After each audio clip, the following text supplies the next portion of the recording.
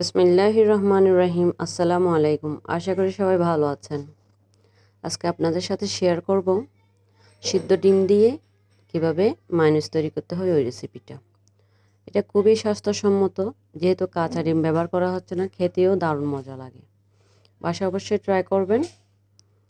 আমি সামান্য গাজর ছিটিয়ে দিয়ে বাচ্চাদেরকে খেতে দিচ্ছি।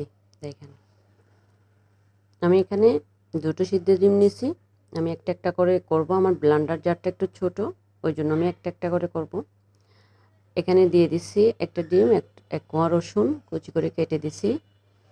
দিয়ে দিচ্ছি এক ফালি লেবুর রস, এখানে প্রায় 1 টেবিল চামচ মতো হবে।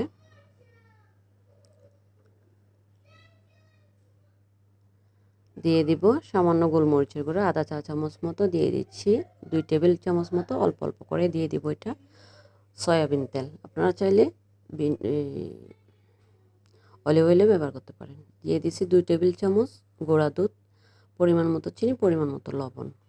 ব্যাস 2 মিনিট মতো ব্লেন্ড করব।